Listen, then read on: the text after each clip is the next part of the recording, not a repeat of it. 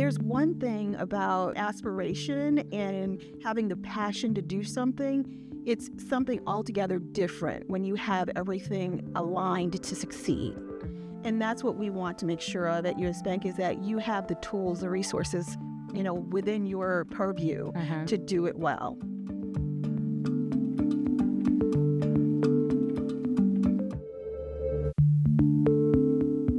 Every business starts with a plan, but social entrepreneurs need something more: capital that aligns profit with purpose. Today, we're breaking down how mission-driven businesses actually get funded, from impact investing to community development financing. To help us figure this out, I'm talking with Tony Shields. He's the CEO over at Wisconsin Philanthropy Network, and Nina Johnson, who's a senior VP at US Bank, focused on community development. I'm Shannon Sims. This is Rising Forward, stories of social entrepreneurs building businesses that solve real community problems and showing how one person's commitment can move Wisconsin forward. Tony, Nina, thank you for joining us today. I want to start with you, Tony. I was really impressed to learn that the Wisconsin Philanthropy Network, your 130-member organization, annually gives out $1 billion in Wisconsin? Yes. Wisconsin Philanthropy Network is a network, a membership organization of grant makers across the state of Wisconsin. We have a number of grant maker entities, corporate foundations, community foundations, family foundations, health-related funders, and education. And together they hold assets of around $15 million and grant out about almost $2 billion a year as part of their work. And they are doing things to solve problems all around the state. Our organization's mission is to support and inspire philanthropy to make meaningful and lasting change across Wisconsin. Those 130 members that are part of our network are all committed to doing that in one way, shape, or form. Social entrepreneurs want to hear that. Yes. Yeah. We are on a learning journey as relates to impact investing and social entrepreneurs and the work that we're doing. About 6 years ago, we were approached by a number of grant makers in the state of Wisconsin who said that they wanted to expand the tent around impact investing, impact and mission investing. And so we went on a journey to develop educational opportunities to help other grant makers understand the potential of impact investing. And so it's resulted in a lot of great products and a lot of great opportunities that I think social entrepreneurs should be keeping an eye on and looking at as they go forward. And Nina, for you in the, traditional space of capital, banks, social entrepreneurs, they know what the Community Reinvestment Act is, but I'm sure a lot of them don't know how it works. Kind of just break down CRA and why social entrepreneurs should be thinking about that as a way of funding. The Community Reinvestment Act, commonly known as CRA, was actually established in 1977 in Chicago in the basement of a church.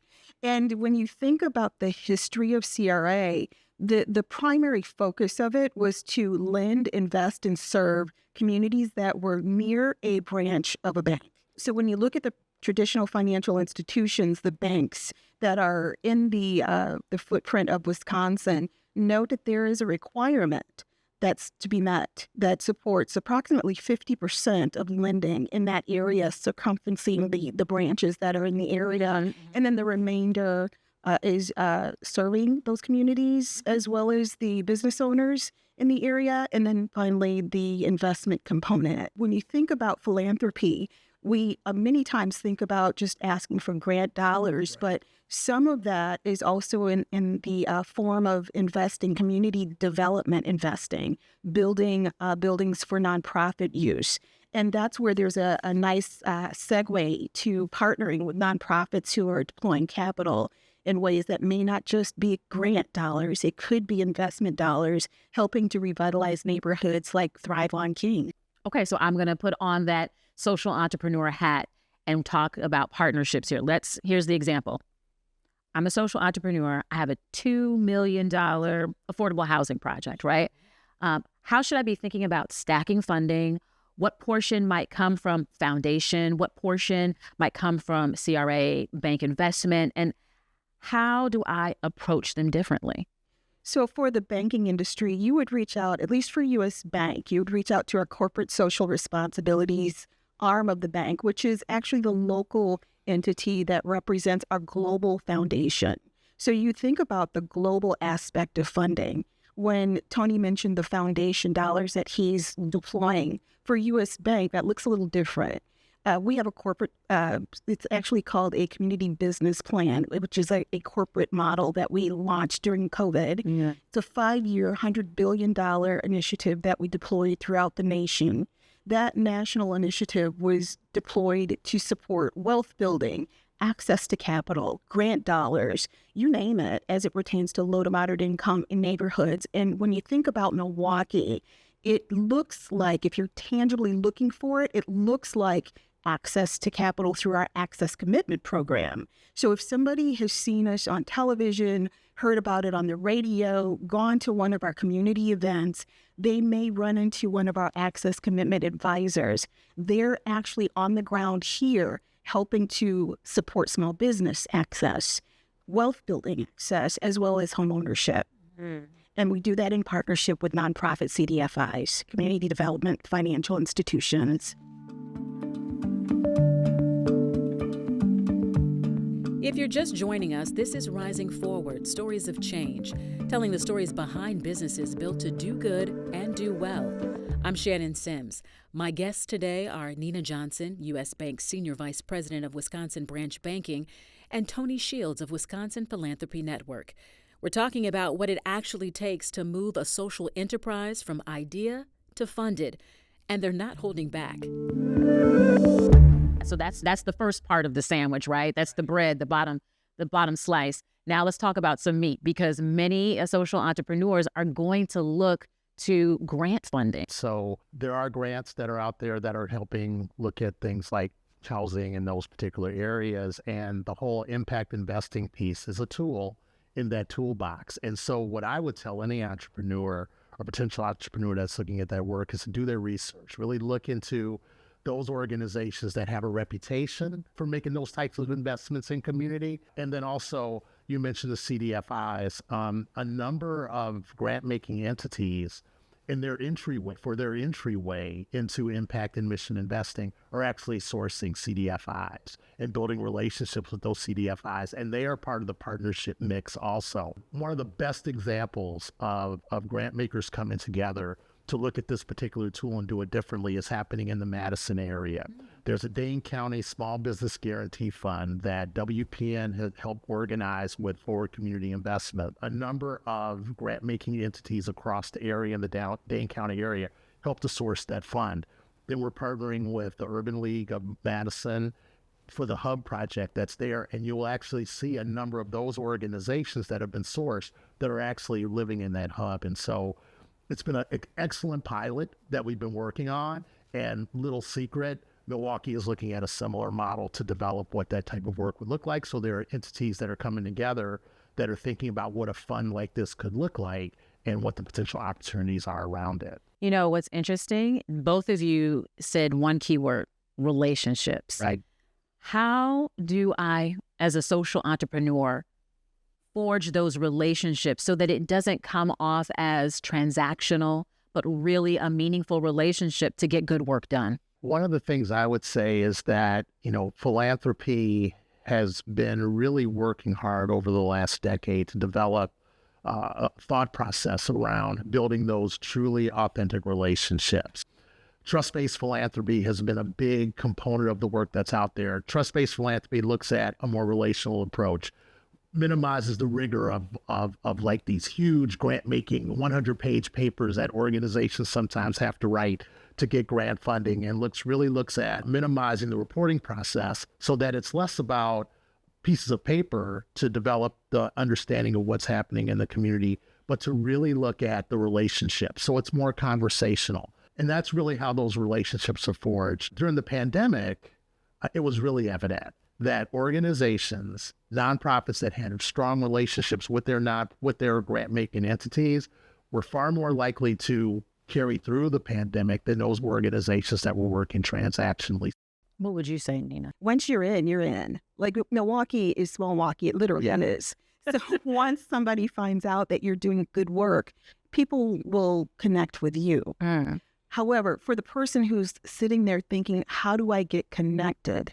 When you work with, and I keep going back to CDFIs, nonprofits, when you work with those entities, and even at US Bank, you work with our access advisors, they're going to connect you, but they won't do that, at least at US Bank, until you're ready. Back to the 90s when I was involved to now where, we have amazing leaders like Tony doing the good work, having absolutely space for new entrepreneurs with new ideas that are coming to the table to help this organization called Wisconsin move forward.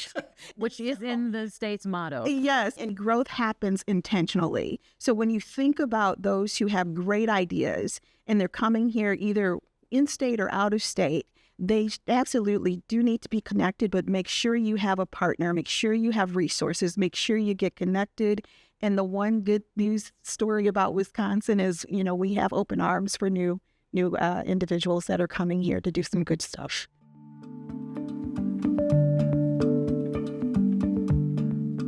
You're listening to WUWM 89.7. I'm Shannon Sims. This is Rising Forward, Stories of Change. Conversations with Wisconsin social entrepreneurs building businesses that solve real problems in their communities.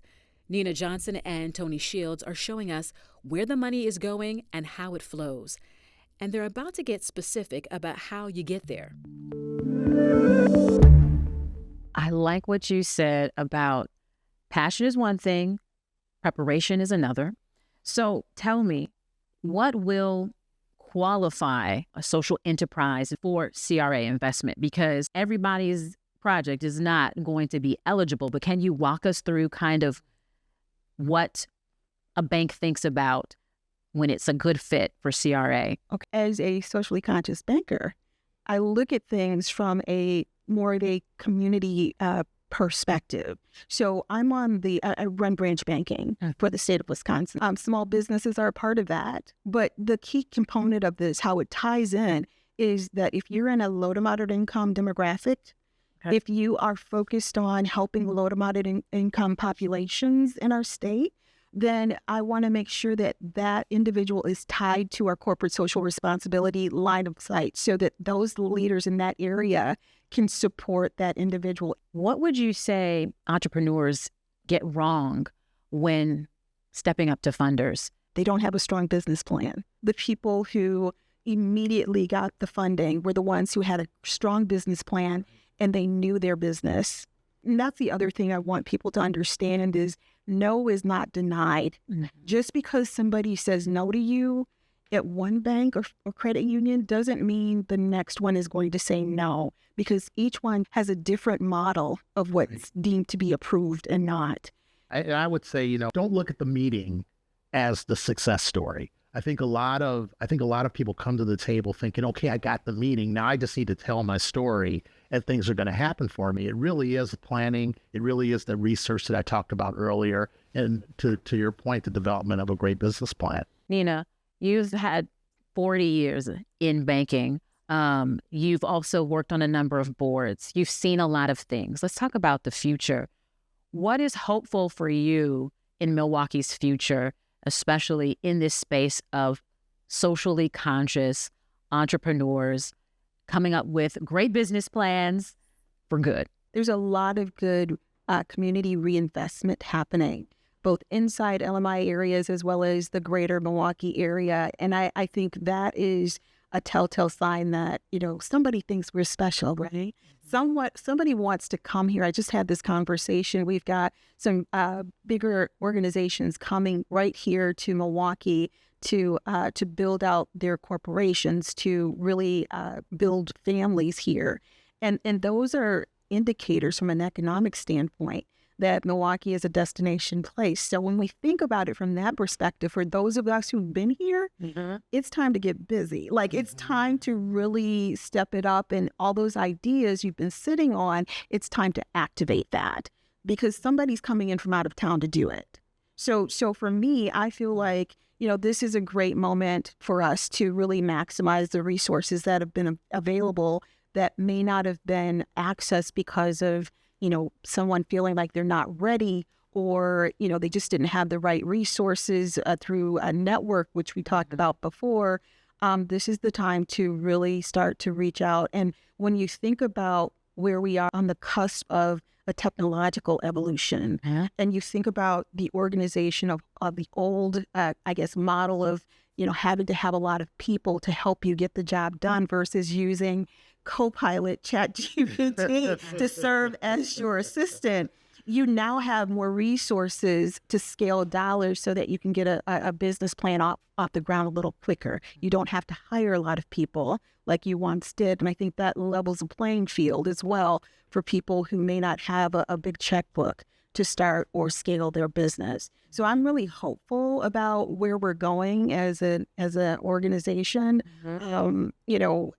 As it pertains to U.S. Bank, I'm also hopeful about the nonprofit space, just because they're starting to really hit the ground running post-COVID. I think COVID did a number on a lot of communities, Milwaukee being one. But as I look at, I mentioned Thrive on King, I mentioned, there's just different places where you see these pop-up successes happening. Those are good indicators that there's strength that's bubbling up here in our city. And we just, you want to make sure that you're a part of that story. And if it's just a matter of reaching out to talk to the person who was a part of a development, that's also something that we need to consider. Networking. And networking is a proactive way to do business. It's not reacting to somebody who's knocking on your door. It's you literally going out and saying, oh my goodness, I just noticed that new trade hotel going up by Fiserv. I want to talk to the general manager of the trade. I want to understand how they ended up picking that location and doing so in a manner that was really under the radar, yet look at how successful they are. There's nothing wrong with continuing to educate yourself. And when you talk about what happens when you start a business and then you move into the scalability of a business, it's all about learning, continuing to be a lifelong learner as a successful business owner, as a successful entrepreneur internally within a bank like U.S. Bank. You could be an intrapreneur as well. So just looking at it from that perspective and continuing to want to learn and grow and develop will also help you, whether you're working for a corporation, a nonprofit, or another entity. Tony, you have this wealth of a network of people who are ready to give to the right thing, right? What do you believe is the future of the state when it comes to new innovative ways of solving serious problems?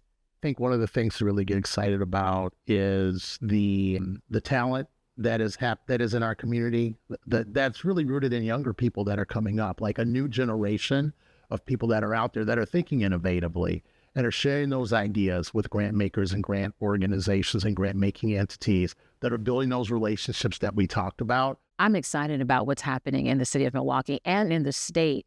And I don't want us to just to concentrate on Milwaukee. Can you share some of the examples outside of maybe Dane County where you're seeing some of this innovative work? Great work is being done in Green Bay, led by the Green Bay Community Foundation. They're doing some things in the impact investing space, as well as some of the great grant making that's out there. There's been a real emphasis on rural grant making that's happening throughout the state. And they're thinking about things like impact investing in the work that they're having. So there's been coalescing of a number of different entities around the state that are thinking about how they're coming together, how they can partner. Where the rubber's going to meet the road on this is where organizations are coming together and thinking about collaboration. That there's a lot of collaboration that supports innovation. So when organizations are coming together and talking about their best practices or talking about how they stubbed their toe or how things didn't go the way that they wanted it to go, we're now sharing that information, developing those collaboratives that are moving the needle on the work that's happening around the state. There's these pop-ups of greatness happening. And it started with the hub, and now the entire neighborhood is being galvanized around it. And that's what really makes the impact. That's what really makes difference. And what was smart with the hub is that you have a bank who is inside the hub as a tenant. You have other tenants that are, being able to grow their business, scale their business, as you spoke about. But it's also kind of this rippling effect in a community that so desperately needs. Well, one of the things that's interesting that I see is that, before I took on this position, I'd done some statewide work before, but a lot of my work was really rooted in Milwaukee.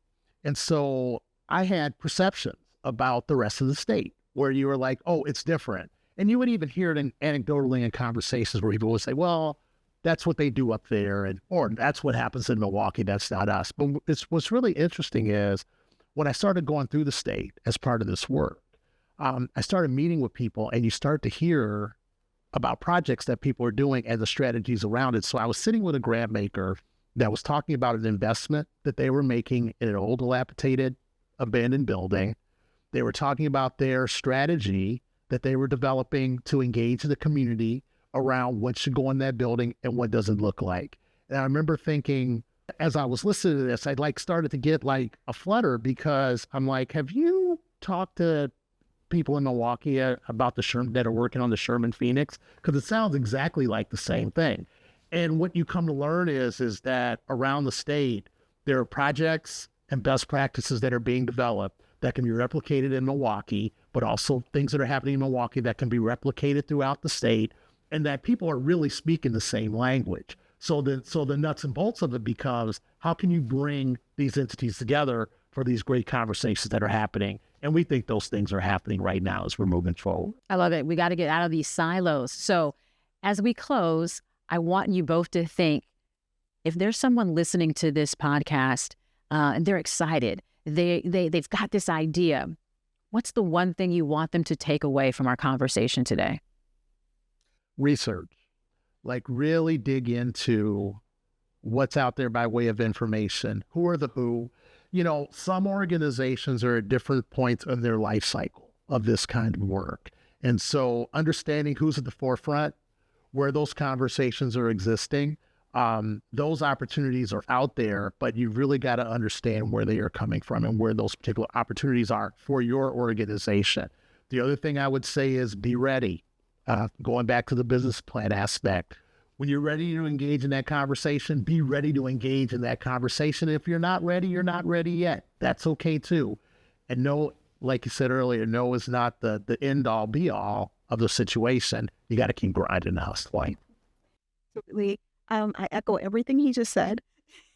And I would say the one thing I would ask everyone to do is to listen to this podcast. And once they're finished listening to this, do something. Hold yourself accountable. Set a target deadline for yourself and don't procrastinate. Well, thank you for acting and taking up on my ask. I think this was a great conversation. Thank you. I really do appreciate it.